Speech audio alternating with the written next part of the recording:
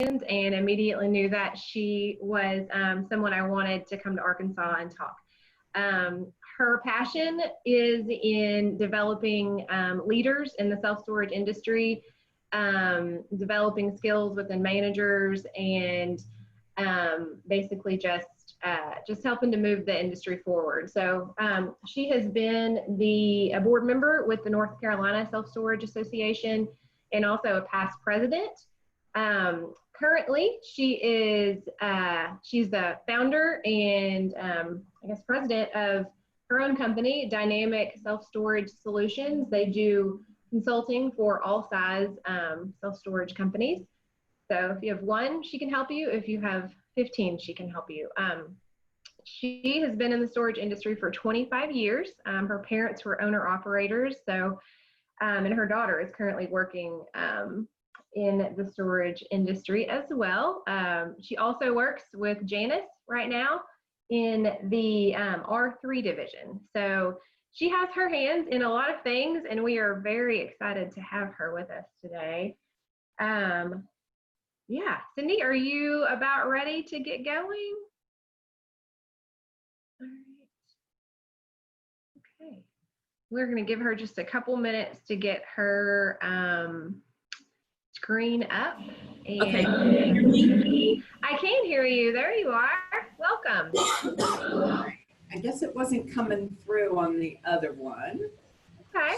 So let me go straight to my screen.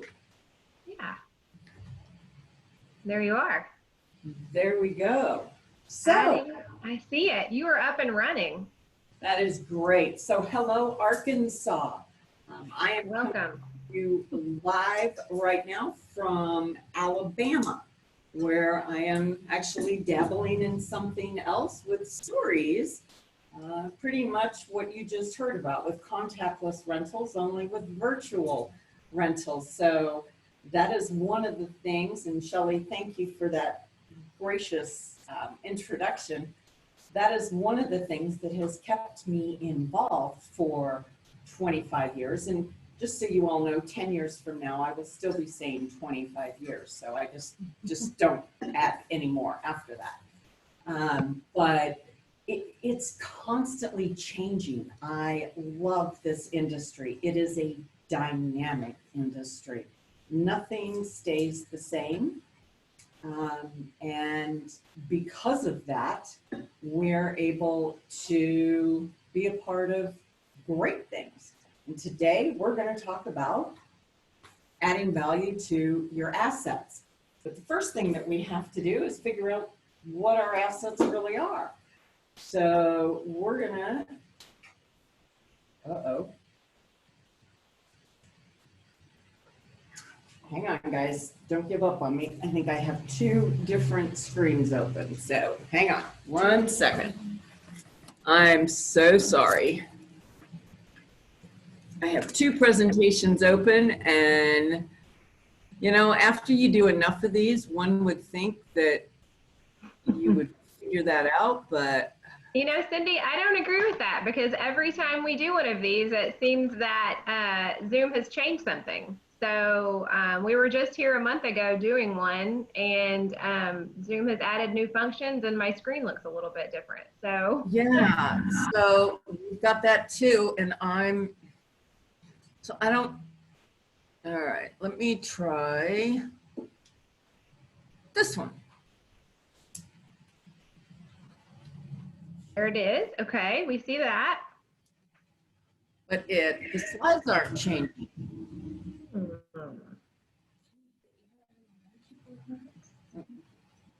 down to the bottom left-hand There corner. we go. There we go. All right, we're good. We got it. Woo. Good deal. All right. You know, like I said, there's just always challenges. Things are constantly changing. So what we're going to cover today about our assets is discovering what our top two assets actually are, how do we quantify their value, how to improve the value of both of the assets, and then what the end result could be, which pretty much rolls up into the other one, improved value. And I don't know, perhaps you could poll this group, because if there's anybody out there who doesn't want to increase the value of their assets, then they may want to go ahead and take a break and not listen to this because they won't need it. Well, we have two assets. The top two are your facility and your manager. Those are the two number one things you want to focus on. So your facility, how do we get to find out what its value is? It's really based on three factors: class, NOI, and cap rate. What makes up the class? The age of your property, the features, deferred maintenance, and market. So let's chat just a little bit about the age of your property. If your facility is 20 years old plus, that is going to bring down the class of your facility. So you're not going to be a class A. You may be a B, unless you have really worked hard to constantly improve and take care of that facility. So have you added features? Do you have access control?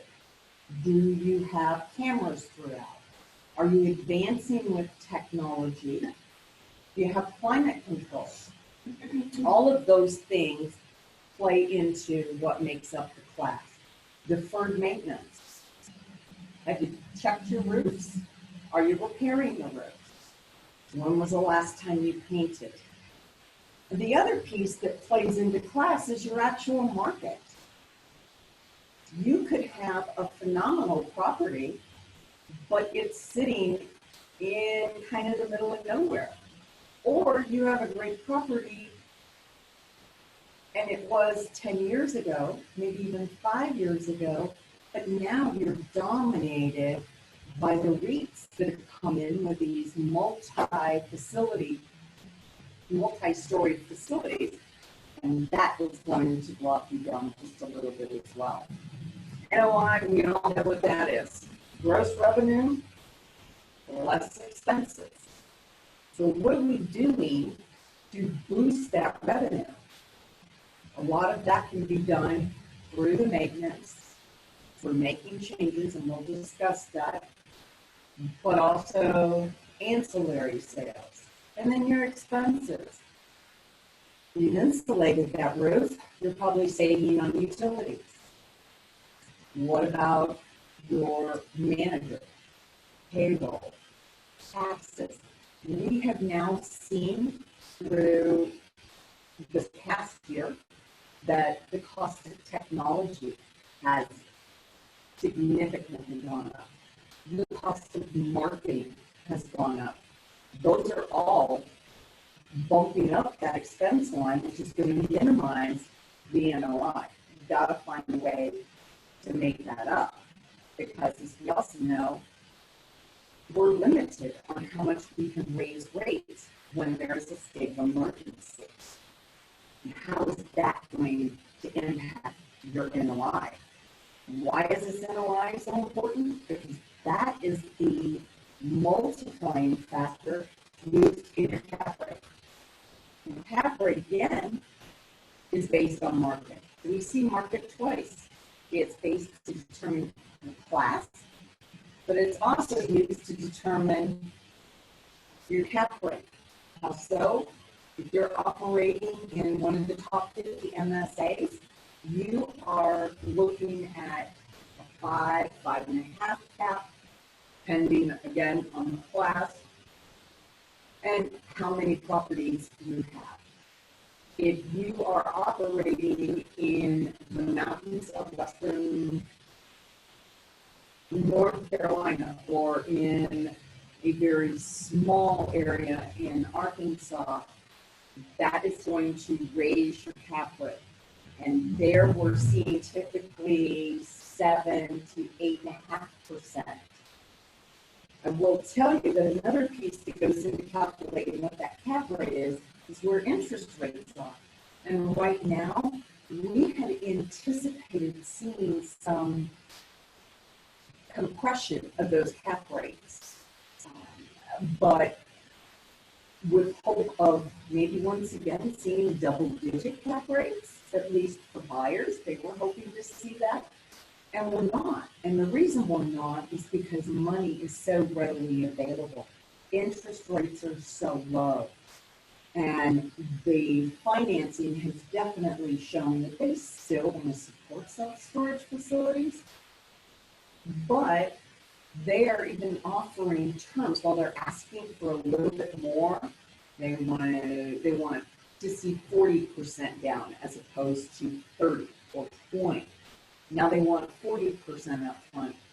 But we have recently seen offers of interest only for up to 10 years. That's significant. That is significant. So that's helping to keep those cap rates down. And then again, your class. So cap rate is always going to be lower the higher in class your facility is. Are there any questions out there on class or NOI? I know that this should be all one presentation, but sometimes it works a little better, Shelley. So if anybody kicks in a question, please feel free to let me know. I will definitely do that. And you guys send your questions in through the chat and the Q&A, if you don't mind. That way I can get them over to her. Thank you. All right. So now let's talk about class. Again, we saw a few of the factors that make that up, but what does that actually look like? So there's a Class A facility, brand new, 3-story, contemporary, loading area, climate control. We know they've got everything going there. And then there's a Class C. Okay, maybe that's a C minus. The drive aisles aren't paved, or perhaps they were at one time and now they've returned to gravel. They've got the old antiquated swing doors on them that even have hinges on the outside, very easy to remove, masonry, perhaps rusting a little bit, and just flat out dirty. And then somewhere in the middle, we have one that's going to look like that. So Class B could be in a rural area, but as you see, they do have controlled access. They have an office that's up front. Drive aisle is clean, but definitely needs some improvements.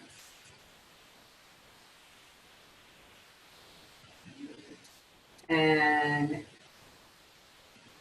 so here we're going to go into just a few things that you could do to, again, improve the value of your facility.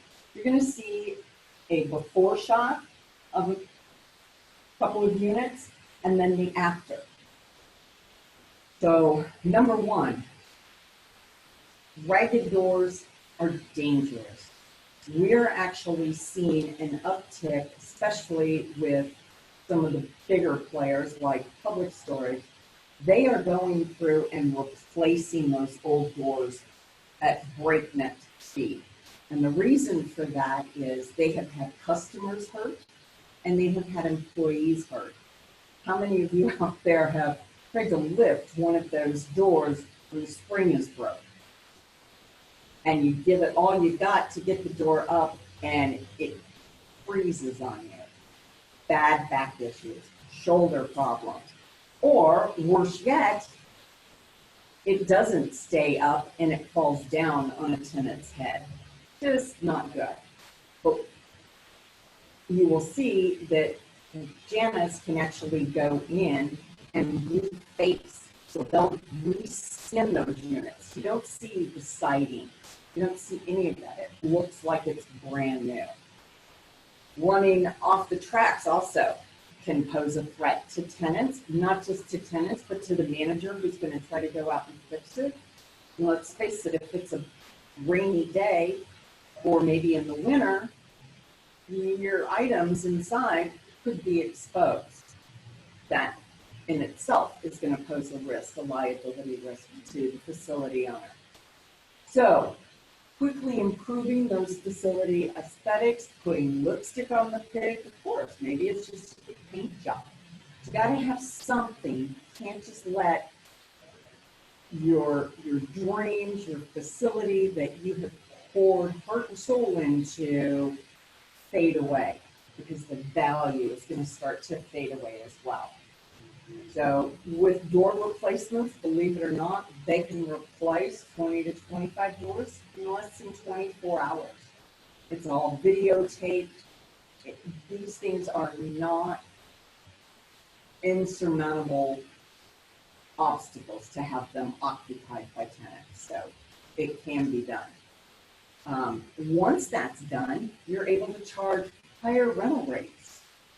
That in itself is improving your revenue stream. And when we improve the revenue stream, obviously it's going to improve NOI. Another advantage is that, and you're going to hear from Warren Gazio today, who, this guy, I think he's part magician, I'm not sure, but because segregation, so many tax advantages available for replacing the equipment, replacing doors like this. So make sure when he's on that you pay attention, because that's really going to help. So then the next thing, you had mentioned Janice and R3, that's actually what it stands for, restore, rebuild, and replace. And I promise you, this is not just a Genesis for you to think of for anyone. But if your facility is aging, customers are going to notice. And there's very few people out there today that aren't seeing a brand new facility come in within 3 miles, 5 miles, sometimes right across the street. And if you yourself were a tenant, where would you go? To the place that's clean and shiny and new, or the place that's aging? The picture that you see over on the right is an actual facility, and it's sold to U.S. Storage. That is the same property. Is that not a huge difference? I mean, it doesn't even look like the same property. So remaining relevant in this competitive market it's critical, absolutely critical. Also, retain those customers. And I don't want to overly scare you, but I can say that when I was doing a due diligence in Raleigh, North Carolina, we had a CubeSmart and an Extra Space that had opened up across the street from each other. And they were renting up, each of them, about 5% per month. Up the road was a Secure Care, almost 5 miles away. People were not vacating to go to the new stores. Their move-out rate stayed the same. It was consistent year over. What was suffering was the move-in. Therefore, they had seen almost a 10% drop in occupancy in less than 4 months. And the reason was because they could not backfill. And the reason they didn't backfill is because they had old doors. The place looked like it was something out of a horror movie. So, again, to stay competitive, you got to keep those properties up. And if you think about it, gain altitude. Look at your property from afar. Look at your property with the eyes of a customer considering renting them. How do they see that property? It's easy for us to put blinders on. And over time, we get tired of looking at the keypad that is shaking, the bollards that are bent and leaning up against the building. Look at it like a customer. So improving operations and optimizing space. for quite some time, they used to have what we call the banker's mix, for those who've been around forever and ever. And that banker's mix, they gave loans and interest rates based on the number of doors that you had. Well, that was rather funny, so everybody had 5 by 5s and had lots and lots and lots of doors. And then the next thing you know, everybody needed larger units. So take a look at your unit mix, look at your occupancy reports, see what's renting, see what isn't, and then consider a remix. Look for ways to create hallways, to drop in, maybe it's just a dehumidifier, and to put a second layer of security at those doors. It's going to help you to maximize your revenue. You will take space that has not been rented, and over time, if your property is more than 5 years old, unless you're really watching it, my guess is you've got several on the friends and family discount that may not be paying anything. You may have units that are filled with stuff. Maybe it's construction items that you've never used or figured out what to do with. Maybe your manager is collecting units and you've got manager units filled with junk.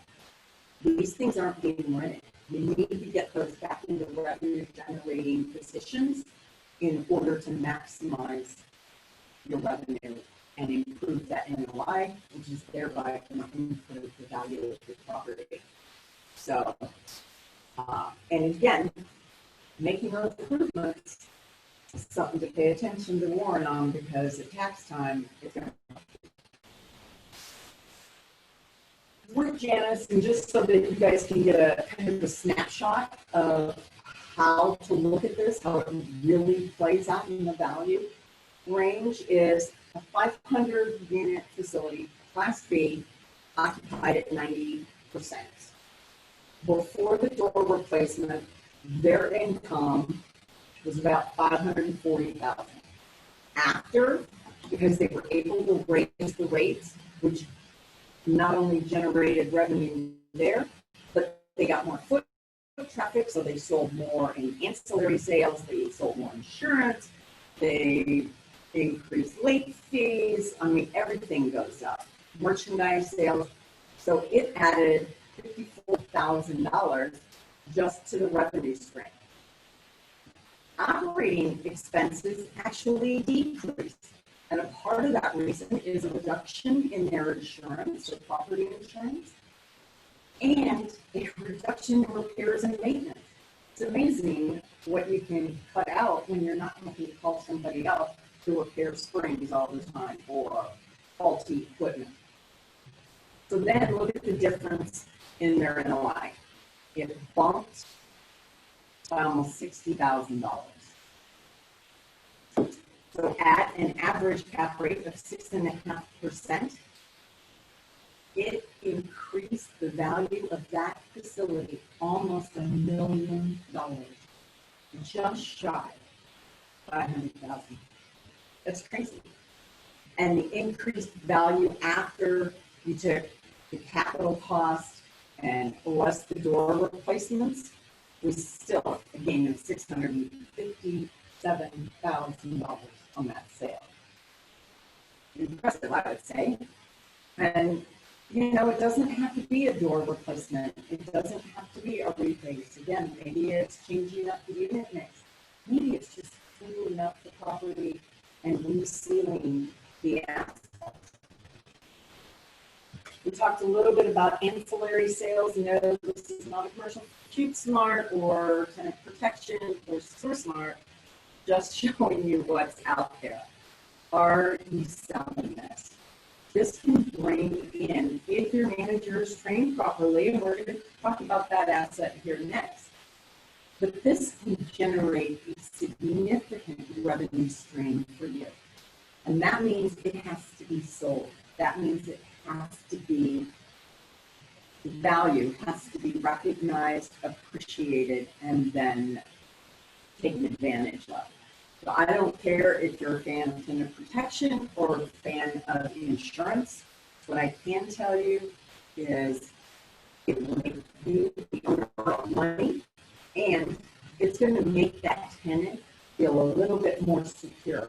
We've all, somewhere in our history, got horror stories of whether it's tornadoes ripping through Jutland, or it's hurricanes, or it's fires. We've all got horror stories of picking up that phone and calling those tenants. But how much easier it is when you know that they had insurance on their item. So please consider it. If you don't have any of those now, putting those. So that's pretty much it on your facility. Now we're going to talk about your manager. And Shelley, I'm not sure right now what your breakout is for this, how many managers we have in the room and how many owners. But if you are a manager, I'm going to come at this as speaking to the owners on what they can do to help the managers. But if you are in here right now and you are a manager, please take good notes and then take the initiative to implement or start asking for some of this on your own, okay? So we broke it down to 3 different areas for your facilities. Now let's break it down to 3 different areas for your manager. Their personality, their skills, and their knowledge. As I'm speaking to you today, I have the pleasure of having an audience in front of me. So we have 2 brand new virtual managers and 1 experienced virtual manager. So they're going to kind of hitchhike on a little bit of this. So the personalities, they were all hired because of their personalities. That's what wowed us, right? And it's back to not working. Oh, there it comes. All right. So where does that personality come into play? Marketing. You don't want to send somebody out who's angry all the time or has a negative attitude into the community to talk about how wonderful you are. Customer service. Reliability. All a part of their personality. Do you have more than 1 facility or more than 1 person at the property? Even just yourself, they're a part of the team. So can they be a team player, or is it all about them? Their skills. What skill sets do they really need? Communication, sales, organization, some basic maintenance. And welcome to 2020, they really need to understand technology. All of those skill sets and that person, things that they'll need their personality for, should really be considered not just when you're hiring, but when you're looking at how to help them improve and maybe why things are working or not working at the property. What about knowledge? How many times do we hear, just a manager of a self-storage facility? How hard can that be? Yeah, we know that's not true. I personally started as a manager back in the day. My parents, as you heard, had a facility. My daughter, who grew to be a corporate trainer for one of the REITs, also learned how the fine art of golf cart driving skills was gained at her grandparents' self-storage facility. So I forgot to add that to skills. That, yeah, you need to know how to drive a golf cart.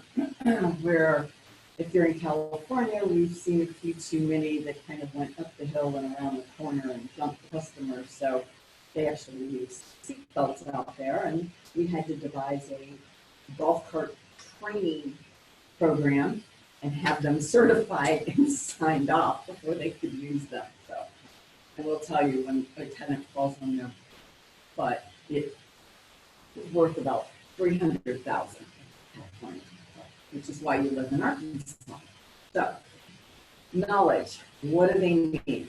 They need to know about the industry, the entire industry, not just their facility, not just your state, the industry. They need to know how much potential is out there. With over 55,000 self-storage facilities, what is it about this industry? Why does it grow? Why does it consistently outperform every REIT class on Wall Street? Consistently. How do I get to be more part of it? What else do they need to know? Self-storage laws as they pertain to that property. They also need to know that if you're operating somewhere on the state line, and perhaps you open a facility in Oklahoma or in Missouri, right on the other side, but just because that's the way you operate in Arkansas, that is not necessarily the way you work in Missouri or Oklahoma. Different state laws, and they need to know this. What else do they need to know? They need to know numbers. Just as a part of the training program today with the 2 new virtual managers, we just finished going over the management summary and breaking out for them what gross potential income is. We broke out how the economic occupancy is derived and why economic occupancy is more important than physical occupancy. We looked at how to understand the differences in prepaid rent, and how that shows as a liability. All of the managers should understand that. They can't help to achieve goals without it. The market, their market, they've got to be fully knowledgeable of their market, not just the competition, but where their customers come from, and hopefully what's going on in the community. So let's break out personality again. Why do we want them smiling? Because happy customers matter. That's important. Why? Because customers give us referrals. We're making them happy. And that does not mean waiving their late fees. That does not mean just giving them discounts or letting them take advantage of the property. It means getting to know them, to understand them, to hear them, and to share. Personality also is a play in the marketing. Because if you've got to go in and talk to the owner or the manager of an apartment complex or real estate broker or moving company or a local retail center, they have to be able to step up to them and be professional and to win them. And then, like you said, as a team player, you want somebody who's going to help others grow and to be encouraging of one another. We don't want negative Neds and Nellies. So personality is extremely important. Skills. We touched on the skills. You have to be able to increase sales. How do you increase sales? You have to increase rentals. You have to increase merchandise sales. One great, for instance, is having them to go out and attend state shows like this, learning all that goes into closing a sale, gaining confidence in themselves, confidence in their product, and confidence in their market. During a call yesterday, I called a facility to let the new hires hear how another facility handled their sales call.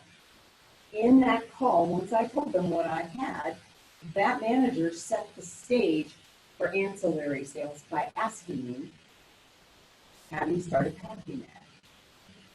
It's a great lead in.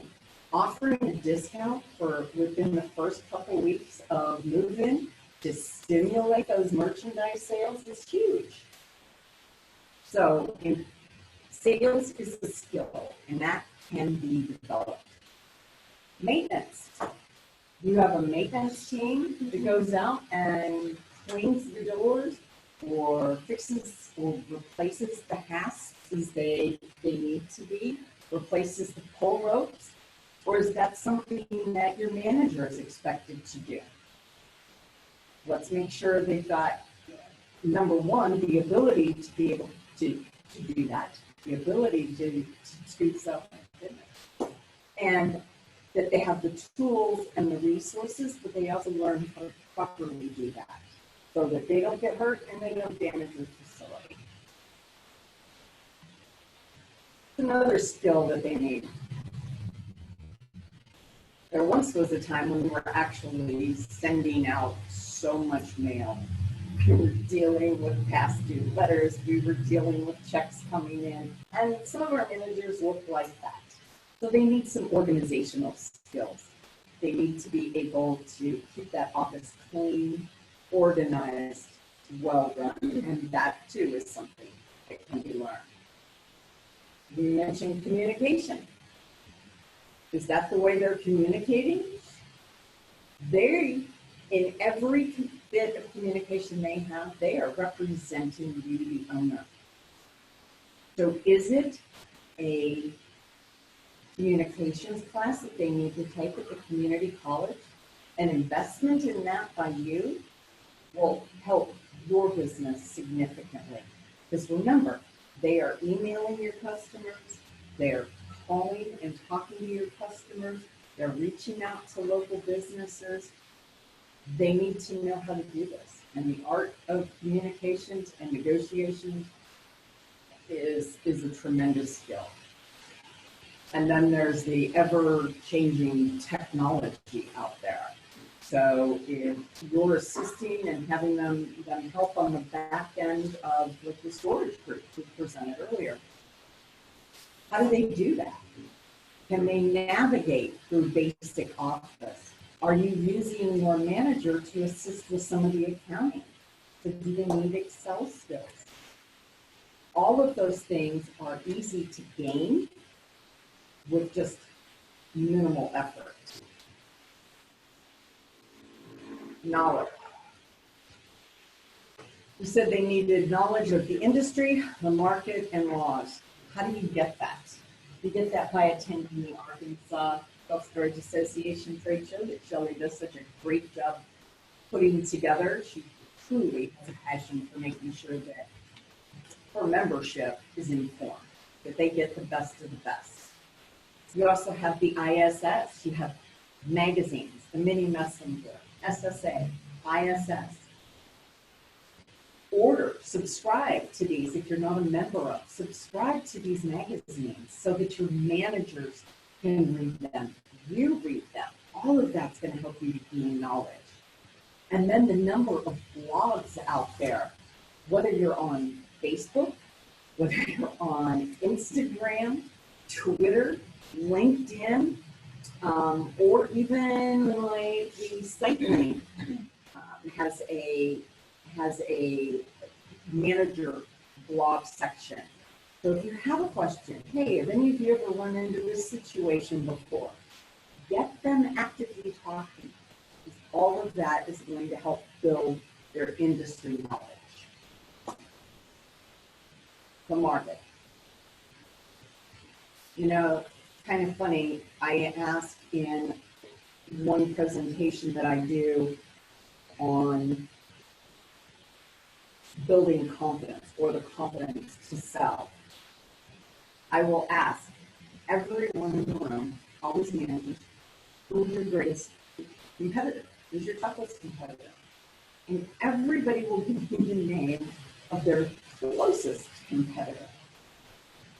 When in fact, sometimes we are our greatest competitor. we're the one that has the negativity in our head. We don't have the confidence to sell. So building them up, encourage your managers, tell them what a good job they're doing, ask them how you can help them to become more confident. Trust me, they'll tell you. They need to have knowledge of who their customers are. Where are they coming from? How can you look at more if you don't know where they're coming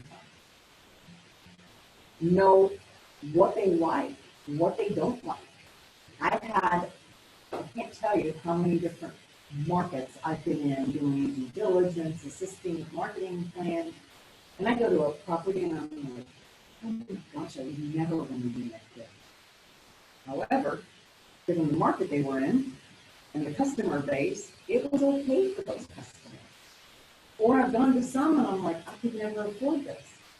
But you know what? That's their customer.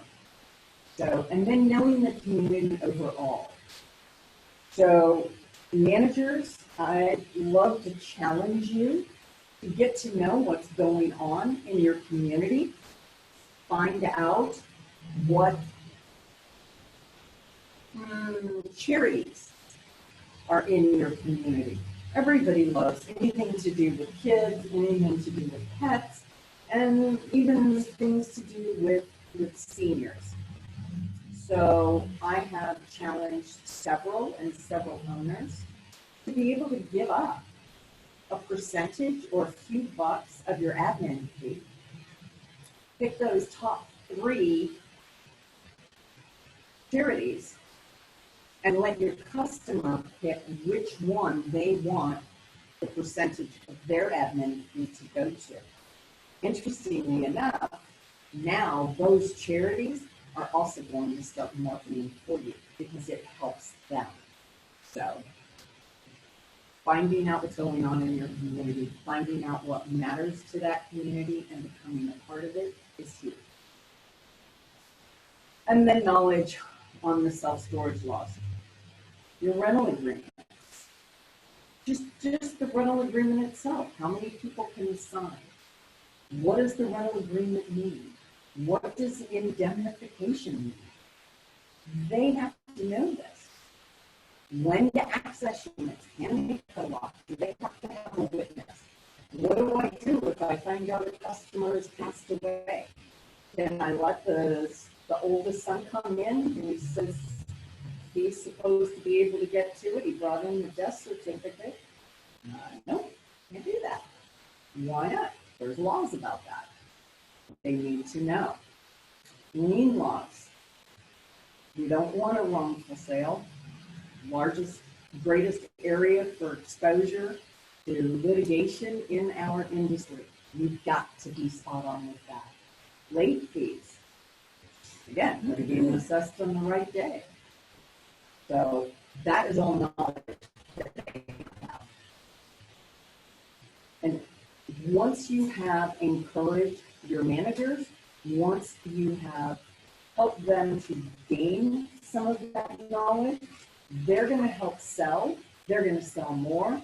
Now your facility looks good. Your manager's growing and becoming more of a partner, taking a sense of ownership of the facility. You're working together. You're making money, and your value is going up. And I think that pretty much does it. And I ended maybe 5 minutes early, so lots of time for questions if they're out there, Shelley. Yeah, we actually did have one come in, and looks like we've got some typing going on right now. Zach Quick asked if you guys do large garage style panel for boat and RV doors. I get that came in kind of earlier in your presentation, so he's specifically referring to what you were talking about with Janice. Yes, I do. Okay. Yes. Good deal. All right. And if anybody else has, yeah. My email address is up there, so whoever asked that question, if you want to reach out, I will be happy to connect you with somebody for your area. I believe it's Jim Ponte, and we'll get you connected with him so he can help you on that. Yeah, I think it is Jim Ponte. Ben Evans also works with us too, and he actually did a presentation, one of our first ones back in June, so on how to create an operations manual for managers. So we really appreciated that. Yeah. You want to talk a little bit more about what you're doing with Janice right now? So with Janice, again, it's the R3, repair, restore, replace, but we also include the mass units in there. And I will tell you, that's something that we're really seeing a significant uptick in.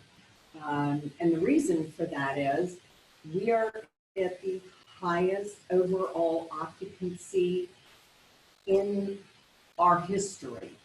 So nationwide, occupancy is in excess of 90% on average. People can't get units fast enough, and you can't get permits full. So you start looking at what you're renting those units for, and then you look out on a parking lot or bare land. You say, I'm parking cars out there for 30 bucks a month or 40 bucks a month. How can I get self-storage on there quickly without having, in most locations, to pull permits? So our mass units are our mobile units that from the time of order, we're able to get to you within 4 weeks, set those up, and boom, you're renting units. So they come in 10 by 10s, 10 by 20, 10 by 30, and then you divide those up. So if you get a 10 by 30, you could have 3 10 by 10s if that's what your demand is for, or you could have 6 5 by 10. So they're customizable, and you drop those, just level off the ground a little bit and drop them down, and you're renting units fast. So if you're looking for a quick way, the mass unit is the way to go. The other thing that we're seeing a significant uptick in, and this truly goes to improving the value of your facility, are the no-key locks. This smart technology, Bluetooth technology, is truly revolutionizing the industry. So we're seeing we have gate access as well as your units. And what that allows the tenant to do, they have a choice. They can set it to proximity. So if their cell phone is close to the gate, they don't have to do anything. It'll just open. There's no more rolling down the window and getting your arm wet and forgetting your code and punching all that in. You can just hold up your phone to it. And the same at your unit, which is working wonderfully when you're trying to rent units 24/7. It sends them a text to their phone. They download the app, and they're in their unit. The other thing that they have on them is a sensor inside the unit. So if anybody tampers with that, or if that unit is opened, that tenant is going to get a notification that somebody's tampering with their unit. Oh, wow. So, and if Shelley has a phenomenal wine collection and I tell her I'm coming to visit her, she can text me her code and say, hey, great, Cindy, swing by and pick up a couple bottles of Merlot. And I'll do that, right? Just that seems like it would actually happen. So that's a good example. And then, so that is, but here's the best part, because we're talking about value. It sells because the customers, they've always got their cell phone with them, right? And if they don't and they want a fob, then the fob will access it. But those that are installing them are also charging tech fees. So they're charging a smart fee. And those fees are ranging anywhere from $2.99 a month to $5.99 a month. They're paying for themselves, and again, it's equipment. So let Warren share with you just exactly how that could work to help you out tax-wise for sure. So that, I mean, that's exciting. And then, yeah, working with stories and helping them with their virtual manager, which makes those kiosks antiquated. You know, they're coming to you with a live person, just like you can see Shelley now. You're able to actually see somebody who will come to know you. So when Shelley walks in the door, I can say, hey, Shelley, how are you today? I can rent that unit to you and not be there. Yeah. So that's saving some operational money for sure. So lots of good things going on. Yeah. Talk to us just for a couple minutes about what the services that you offer at Dynamic Self-Storage Solutions, and kind of how you started there and what need that is fulfilling in our market right now. Well, so I have to be very honest. When I went to work with Janice, I had to put Dynamic on the back burner. Mm-hmm.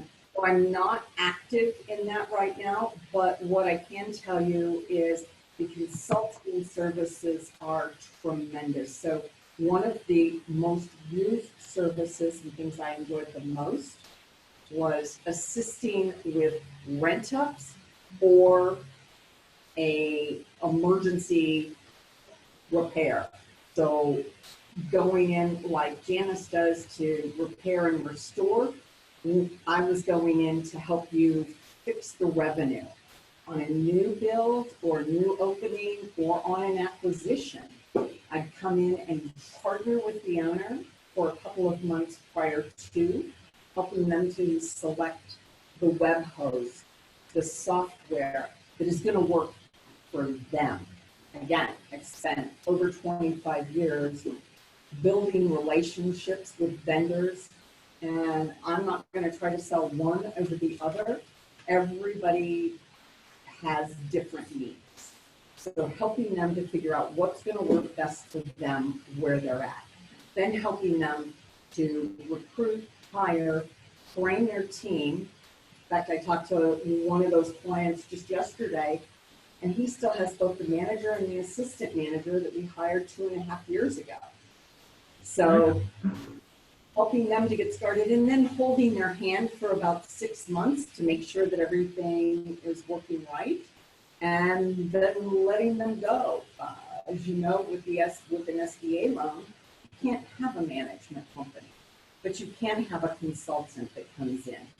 And then we get a lot of questions about the differences between management companies and consulting, because it seems like some of their services sometimes overlap. But that's great that you brought that up. And there is one area that I will share that I've done before, and that is if you have a third-party management company, you know what? It doesn't hurt to bring in a consultant to come in and do an audit to make sure that third-party management company is doing what they're supposed to be doing. Sure. And see if they have now put blinders on and are just kind of, okay, they're up and going and leaving you alone, but they're not adding value to the property or the manager. So, there is a good time to bring in a consultant for sometimes a different approach to training and to the audit. Yeah, and seeing that, like you were talking about being in the industry for 25 years, we're going to stop right there at 25 years. So you've got things that have worked and continue to work, and then you've seen things that just don't work anymore, may have worked well before, but aren't relevant at this point in time. Name a couple things that you see rapidly changing and almost just the most important things over the next 2 to 3 years. You want to include some COVID changes. I know that we've seen like contactless rentals. You said you were kind of working on that right now. And then, anything else that comes to mind, where do you see us in 2 to 3 years? Biggest changes? Well, I see technology significant. So yeah, it's not just going to be in the contactless rentals, which is done online, but it's going to be done through a virtual manager, because let's face it, they've cut just about every expense line you possibly can The only one left is payroll, so, which is a big enough number to impact it. So I think the virtual manager, and maybe if you've got 5 stores, you're gonna find one manager and maybe 1 or 2 maintenance people, and they're gonna be able to virtually run all of those as opposed to each one having a manager. You can get somebody that's a little bit higher quality. The other area that I see, again, is with the Bluetooth locking, and the gates, and all of that being in the cloud. No more are you storing that information on site and dependent upon a wire that runs into the office. You know, everything is stored up in the cloud. So we're going to see a lot more technological advances. And I think we're also going to see a slowdown over the next couple of years, much to, I mean, we'll all applaud at this, in development, because you really are seeing some saturation in certain markets. Houston, for instance, Orlando, Florida. There's just several markets where we finally have hit that saturation mark. And I think we're going to start to see some material improvements in that construction arena. You know, we started with wood and masonry, and then went to metal, and now we're seeing some plastics being rolled out instead of heavy concrete floors. We're seeing some utilization of plastics, and that's all good stuff. So yeah, just an industry I'm proud to be a part of, and love, unfortunately, not meeting people in person anymore, but seeing Shelley, your team, and hopefully this time next year we'll all be back together and sharing a cocktail at the Circle Bar. Yeah, we can, everyone is definitely looking forward to being in person again. Definitely new territory for us in the self-storage industry for as far as association events go, for sure. Like I said, we're hoping to meet in Northwest Arkansas either in February or March early next year. So everybody be looking for information on that. And all right, with that, we are going to take just a couple minutes as a break, run and grab a snack or a drink, and then we're going to come back and hear from Dawn Little and David DeShodels with Cost Segregation Service.